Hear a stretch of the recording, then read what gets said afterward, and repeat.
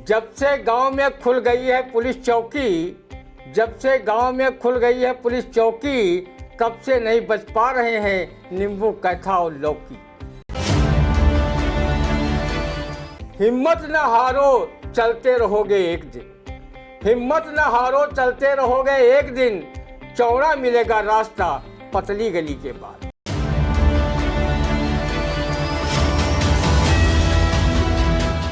नमस्कार, स्वागत है आप सभी का इंडिया के खास कार्यक्रम रंदा में। खबरों पर रंदा चलाने के लिए इंडिया के स्टूडियो में मौजूद है वरिष्ठ पत्रकार, कवि एवं रंगकर्मी ज्ञान प्रकाश सिंह। प्रतीक जी, तो प्रतीक जी आपका बहुत बहुत स्वागत है इंडिया के स्टूडियो में। आज की पहली खबर की शुरुआत करेंगे, जहां अपराध पर नियंत्रण के लिए सीतापुर जिले के 3 सर्किल में बनेंगी 17 पुलिस चौकियां। अब ये 17 पुलिस चौकियां बनेंगी अपराध को नियंत्रण करने में, तो क्या कहेगा इस पर, सुनते हैं भाई रंदा, क्योंकि पहले भी बहुत चौकियां बनी है।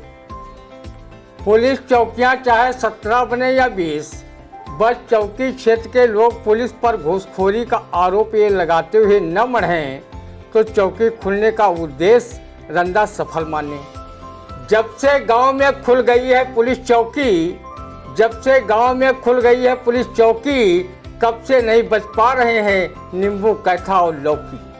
अपराध पर नियंत्रण के लिए सीतापुर जिले के 3 सर्किल में खुल रही 17 चौकियों के लिए योगी सरकार व पुलिस के अधिकारियों को रंदा जिले की जनता की ओर से साधुवाद देता है और अपेक्षा करता है कि इन चौकियों के बन जाने से क्षेत्रीय गांवों में निसंदेह अपराधों में कमी आएगी। कुटीर उद्योग का रूप ले चुकी कच्ची शराब के निर्माण व बिक्री पर रोक लगेगी। अवैध वृक्ष कटान, जुआ, छेड़छाड़, चोरी, डकैती, राजनीति जैसी घटनाओं में कमी आएगी। क्षेत्र में कानून व्यवस्था मजबूत होगी। क्षेत्रीय शांति व्यवस्था बनाए रखने में पुलिस चौकियां अपनी शानदार भूमिका निभाएंगी। रंदा का सुझाव है कि पुलिस के आला अधिकारी पुलिस चौकियों की बराबर मॉनिटरिंग कराते रहें, ताकि ये पुलिस चौकियां पुलिस दलालों का अड्डा न बने, नहीं तो ये सफ़ेद हाथी बनकर रह जाएंगी, अर्थात उद्देश्य विहीन हो जाएंगी। रंदा पुलिस चौकियों के बनने की सूचना से ही काफ़ी खुश है और वो इसके लिए पुलिस अधीक्षक चक्रेश मिश्र का भी धन्यवाद ज्ञापित करता है कि उनके सत्प्रयासों से जिले के 3 सर्किल में 17 पुलिस चौकी बनने जा रही है। बिल्कुल, जिले के जो है 3 सर्किल में 17 पुलिस चौकी बनने जा रही है। फिलहाल इस पे जो अपराध है उस पर तो लगाम लगेगी, लेकिन रंदा ने कहा है भाई कटाक्ष करते हुए कि अब न बचेंगे नींबू और कैथा और न लौकी। फिलहाल बन रही है चौकी। अगली खबर, फर्जी वोटिंग की रोकथाम तक बसपा नहीं लड़ेगी कोई उपचुनाव। अब देखिए, बसपा ने बड़ा ऐलान किया है कि अगर फर्जी वोटिंग की रोकथाम ना लगे तब तक चुनाव नहीं लड़ेगी। तो फिर क्या कहेंगे भाई रंदा, सुनते हैं। लगता है बबुआ अखिलेश यादव जी की प्यारी बुआ मायावती जी को चुनावी हकीकत का जमीनी पता चल गया है कि अब उनका हाथी उपचुनाव ही नहीं, आम चुनाव में भी बसपा का चुनावी खटारा खींचने में सक्षम नहीं रह गया है। इसलिए वो उपचुनाव में फर्जी वोटिंग का आरोप नाच ना हुए आंगन टेढ़ा की कहावत की तर्ज पर लगाकर उपचुनावों से हाथ खड़े करने का ऐलान कर दिया है। बहन जी देख रही हैं कि हमारी पार्टी की कोई भी चुनाव में बोहनी तक नहीं हो रही है, जबकि हमारा बबुआ अखिलेश यादव की पार्टी न सिर्फ उत्तर प्रदेश के हर चुनाव में ठीक से बोहनी ही नहीं, बल्कि वो भाजपा को बराबर टक्कर दे रही है।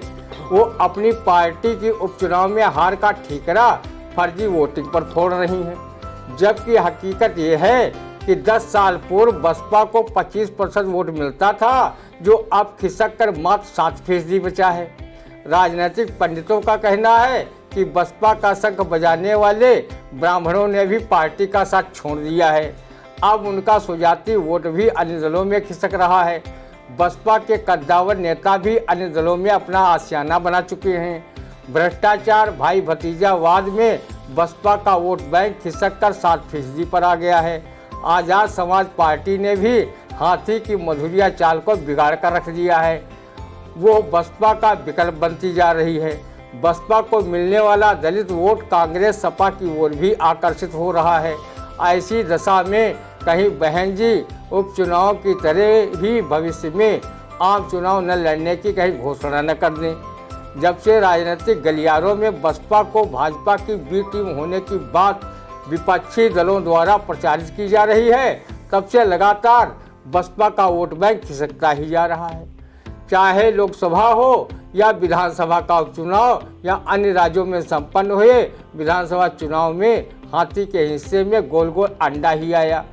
बहन जी, आपकी पार्टी का हाथी भले ही मरियल हो जाए, पर अंदर खाने भाजपा का साथ उसकी सत्ता रहने तक नहीं छोड़ना, नहीं तो आज से अधिक संपत्ति मामले तथा 11 सहकारी चीनी मिलों को औने पौने दामों में बेचने को लेकर चल रही सीबीआई जांच तेज कराकर मुख्यमंत्री अरविंद केजरीवाल तथा हेमंत सोरेन जैसे आपको भी जेल की हवा खिलवा देंगे।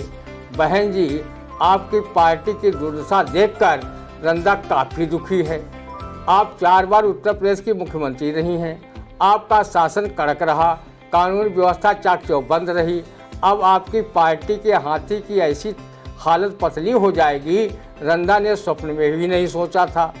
रंदा शायर महफूज रहमानी के इस शेर से बसपा तथा उसकी सुप्रीमो को उपचुनाव में मिली हार पर ढांढस बंधा रहा है। हिम्मत न हारो, चलते रहोगे एक दिन। हिम्मत न हारो, चलते रहोगे एक दिन। चौड़ा मिलेगा रास्ता पतली गली के बाद। वैसे रंदा सभी दलों की तरह आपके दल का भी हित चिंतक है, लेकिन उपचुनाव में हार के बाद जो विपक्षी आपके दल पर ये कहकर तंज कस रहे हैं, ऐसा एक अचंभा देखा, ऐसा एक अचंभा देखा, आंखों वाला अंधा देखा। खड़ा हुआ था हाथी जिस पर, मैंने वो भी अंडा देखा। डूबने वाला कह ना पाया, पानी कितना गहरा देखा, और भैंस उसी की कहते हैं सब, हाथ में जिसके डंडा देखा। बिल्कुल, डूबने वाला कहना पाया, पानी कितना गहरा देखा, भैंस उसी को कहते हैं सब, हाथ में जिसके डंडा देखा। फिलहाल आपको बताएं कि नाच ना आवे आंगन टेढ़ा, जैसा कि रंदा ने कहा है कि जिस तरह से बहन कुमारी मायावती जी ने ऐलान किया है कि जब तक ये धांधली फर्जीवाड़ा वोटिंग में नहीं बंद होगा तब तक वो उपचुनाव नहीं लड़ेंगे। लेकिन रंदा भाई आपका हितैषी है, रंदा सभी पार्टियों की बात करता है, तो आपके लिए भी सोचता है कि आप 4 बार मुख्यमंत्री रही हैं और आपके जो वोट बैंक है उसमें सिंध आजाद समाज पार्टी भी लगा रही, तो ऐसे में बड़ा नुकसान आपको हो ही रहा है। लेकिन कहीं ना कहीं लड़ते जाइए, रास्ता मिलेगा। फिलहाल जो आज बसपा की हालत है वो वाकई दयनीय हो गई है, क्योंकि उसका खाता ही नहीं खुल रहा है, सिवाय अंडा ही मिल रहा है। फिलहाल अगली खबर, जनमानस में चर्चा, क्या मुस्लिम इबादत गाहों में वोटों के ध्रुवीकरण के लिए ही खोजे जा रहे हैं पुरातन मंदिर व पूजा स्थल। ये बड़ी खबर है। मतलब जो चर्चा चल रही जनमानस में वो यही चल रही कि मुस्लिम इबादत गाहों में वोटों के ध्रुवीकरण के लिए ही पुरातन मंदिर व पूजा स्थल खोजे जा रहे हैं। तो इस पर आज रंदा क्या कहेगा, सुनते हैं। ये बात 16 आने लोग सच मान रहे हैं कि वोटों के ध्रुवीकरण कराने के लिए विश्व की सबसे ज़्यादा सदस्य संख्या रखने वाली सत्तासीन पार्टी को अवश्य फायदा पहुंच रहा है। तभी वो धर्म की आड़ में मुस्लिम इबादत गाहों में पुरातन हिंदू पूजा स्थलों को खुजवा रही है। धर्म के नाम पर सैकड़ों वर्ष पुराने गड़े मुर्दे खोदे जा रहे हैं और हिंदू मुस्लिम के मध्य नफरत की खाई को चौड़ा कर राजनीतिक लाभ उठाया जा रहा है। नफरत फैलाकर फूट डालो राज करो फार्मूले पर नेता रूपी जीव तो सत्ता प्राप्त कर फल फूल रहा है, लेकिन इसका खामियाजा आम आदमी उठा रहा है। इसकी आड़ में दंगे फसाद होते हैं, जिसमें जनधन की हानि सबसे ज़्यादा गरीब व मध्यम आय वर्ग के लोग उठाते हैं। इसमें सियासी रोटियां सेकने वाले किसी भी नेता को कोई हानि नहीं होती, बल्कि वो वोटों का आसानी से अपने पक्ष में ध्रुवीकरण कर लेता है। रंदा संविधान में वर्णित धार्मिक स्वतंत्रता के मौलिक अधिकार का प्रबल पक्षधर रहा है। वो किसी के घर में टांगे नहीं अड़ाता और न ही धर्म के नाम पर आपस में नफरत फैलाता है। वो हमेशा हिंदू मुस्लिम सिख ईसाई भारत भू पर भाई भाई के नारे पर विश्वास करता है। वो सर्वधर्म समभाव का हिमायती है। वो राष्ट्रीय एकता, अखंडता, सद्भाव, समभाव की भावना का भी प्रबल समर्थक है। रंदा किसी भी धर्म स्थल में तोड़फोड़ का विरोध शांत कुंज हरिद्वार के संस्थापक आचार्य पंडित श्री राम शर्मा की इन काव्य पंक्तियों से करता रहा है। गिरजा गिरे न मस्जिद टूटे, गिरजा गिरे न मस्जिद टूटे, वो मंदिर निर्माण करो, प्रतिमा करो प्रतिष्ठित, उसमें मानवता के प्राण भरो। धर्म सिर्फ मंदिर मस्जिद में ही नहीं होता। अगर ऐसा होता तो संत कबीरदास को ये क्यों कहना पड़ता? काकर पाथर जोड़ के मस्जिद लई बनाए, ता चढ़ी मुल्ला बांग दे, क्या बहरा हुआ खुदाए। वहीं उन्होंने हिंदुओं के बारे में भी कहा है, दुनिया ऐसी बावरी कि पाथर पूजन जाए, घर की चकिया कोई न पूजे, यही का पीसा खाए। कबीरदास ने ईश्वर को एक बताया है। उन्होंने कहा है, भाई रे दु जगदीश कहाँ से आया, कौ कौने बौराया, अल्लाह राम रहीम केशव हरि हजरत नाम धराया। गहना एक कनक ते गहना यामे भाव न दूजा, और कहन सुनर को दुई कर धाए, एक नमाज एक पूजा। वेद किताब पढ़े को कुतबा, वही मुल्ला वही पाड़े, और बेभर बेभर नाम धराए, एक मिट्टी के भाड़े। प्रगतिशील कवि, जनवादी विचारक तथा पेशे से अधिवक्ता अविनाश त्रिवेदी ने मंदिर मस्जिद खूब लड़े शीर्षक से ये कविता लिखी है। ये रंदा के नहीं उनके विचार हैं, जिसे रंदा साभार दर्शकों को सुना रहा है। सब कहते हैं मंदिर मस्जिद एक रहे, मैं कहता हूँ मंदिर मस्जिद खूब लड़े। मंदिर मस्जिद लड़ेंगे तो फिर मुल्ला पंडित बोलेंगे, मुल्ला पंडित बोलेंगे तो अपने मुंह को खोलेंगे, तो जानोगे ये कितने जहरीले हैं, कितनी मांगे कितनी गोदे कितने साये लीले हैं। धर्म नहीं मोहताज तुम्हारे मुल्ला पंडित पंडों का, धर्म नहीं मोहताज तुम्हारे हरे केसरिया झंडों का। धर्म नहीं बनता है मोदी तो गड़िया अडवाणी से, धर्म नहीं बनता है जिन्ना आजम और बुखारी से। धर्म नहीं बनता एसी कारों में बैठे मुल्लों से, धर्म नहीं बनता गद्दों पर लेटे साधु पंडों से। धर्म नहीं बनता है केवल गीता और कुरान से, धर्म नहीं बनता है केवल अल्लाह और भगवान से। धर्म नहीं बनता टोपी माला के झूठे फंदों से, धर्म नहीं बनता बम थामे सोहदे और लफंगों से। धर्म नहीं बनता केवल पूजा और अजान से, धर्म नहीं बनता है केवल चाकू और कृपाण से। धर्म बना है राह फर्ज की चलते हर इंसान से।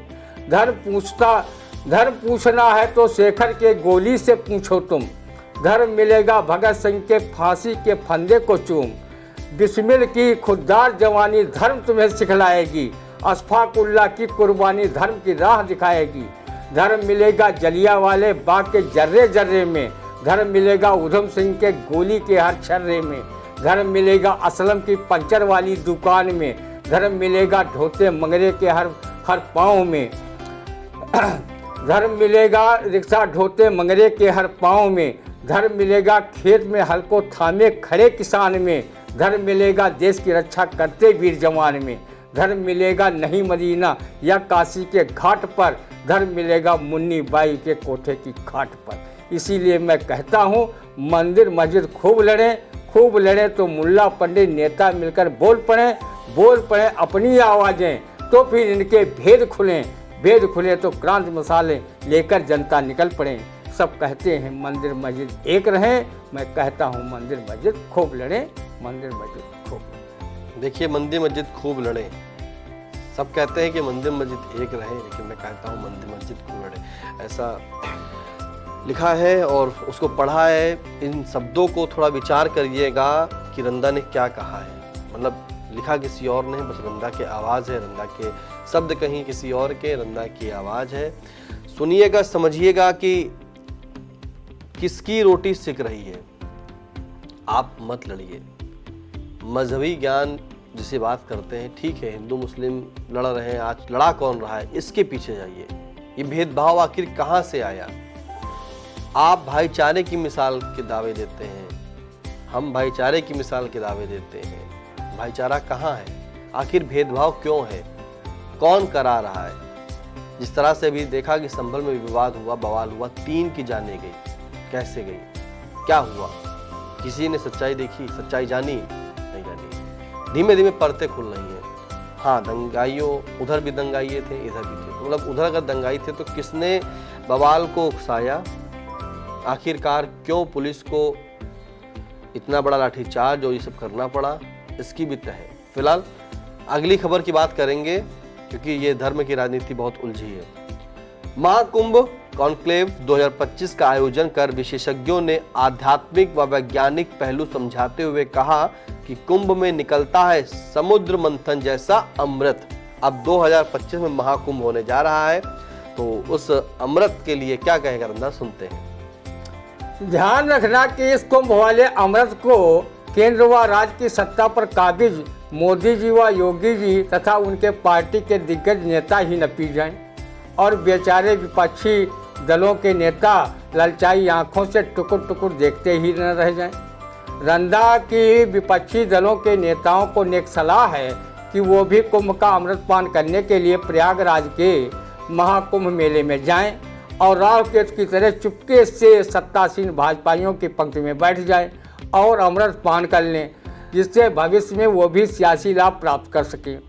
रंदा प्रधानमंत्री नरेंद्र मोदी व उत्तर प्रदेश के संत मनीषी मुख्यमंत्री योगी आदित्यनाथ से अपील करता है कि वो कुंभ का थोड़ा बहुत अमृत विरोधी दलों को भी चटा दें, ताकि वो भी सत्तासीन होने का सपना भविष्य में साकार कर सके। बहन मायावती को जरूर कुंभ का अमृत चटा देना, ताकि उनकी पार्टी चुनाव परिणामों में अंडा से उभर सके।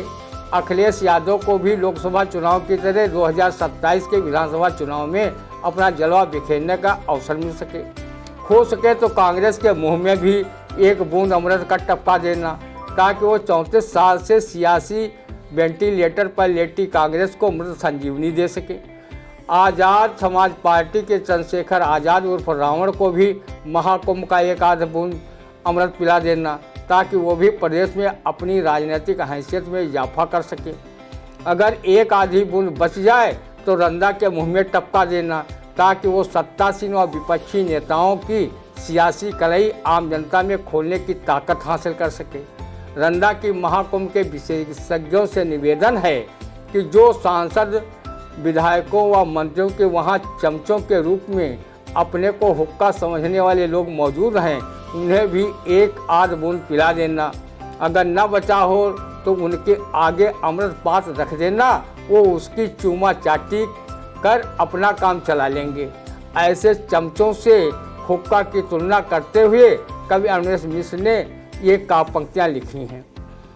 कुछ लोग आदमी नहीं हैं, कुछ लोग आदमी नहीं हुक्का हैं, चाहते हैं हम हुक्के की तरह राजमहल की शोभा बढ़ाएं, राजा और मंत्री हमें मौके बेमौके गुड़गुड़ाएं, उनकी एक फूंक से हम सुलग कर लपटे छोड़ें। देश समझे दरबार की हर हुक्के में चमक है, रोशनी है, हर हुक्का इस बात से प्रसन्न है कि महल का सारा वैभव व नशा हमारे जैसे हुक्कों पर टिका है। देखिए चमचों के लिए भाई रंदा ने कितनी बड़ी बात कह दी कि देश समझे दरबार ही कि हर हुक्के में चमक है, रोशनी है, हर हुक्का है और हुक्के की चमक है। तो समझिए कि हुक्के की चमक है। फिलहाल जो महाकुंभ हो रहा है ये अच्छी बात है, लेकिन रंदा ये भी कह रहा है कि इस महाकुंभ में विपक्षी दल के नेता भी जाएं और योगी जी से अपील भी की है कि भाई सभी दलों को थोड़ा थोड़ा अमृत जो है उसको चटा ही दे। मायावती को तो एक बूंद पिलाने की बात कही, अगर बच जाए भाई तो रंदा का जरूर दे देना, क्योंकि रंदा ही है जो आप नेताओं की कड़ाई खोलने का काम करेगी। क्योंकि जब रंदा कड़ाई खोलेगा तभी भाई सच्चाई जान पाएंगे, इसलिए रंदा को अमृत जरूर चटा देना। फिलहाल कैसा लगा आज का रंदा का कार्यक्रम कमेंट करके जरूर बताइएगा। और हाँ, अगर इंडिया की खबरों से आप अभी तक जो है उस पर नहीं देख पा रहे हैं तो यूट्यूब पर जाएं और इंडिया चैनल को सब्सक्राइब करें, नोटिफिकेशन को ऑन करें। कोई कमेंट कोई बात हो, कोई सुझाव हो तो कमेंट के माध्यम से जरूर दें। और फिर मिलते हैं आपसे अगले रंदे के कार्यक्रम में, तब तक के लिए दीजिए इजाजत। लेकिन हाँ, एक बात और ये है कि आप फेसबुक अपने आई इंडिया चैनल को फेसबुक पर, इंस्टाग्राम पर, एक्स अकाउंट पर भी पा सकते हैं। इसके लिए फॉलो करें और फिलहाल अपडेट रहें। अब दीजिए इजाजत, नमस्कार।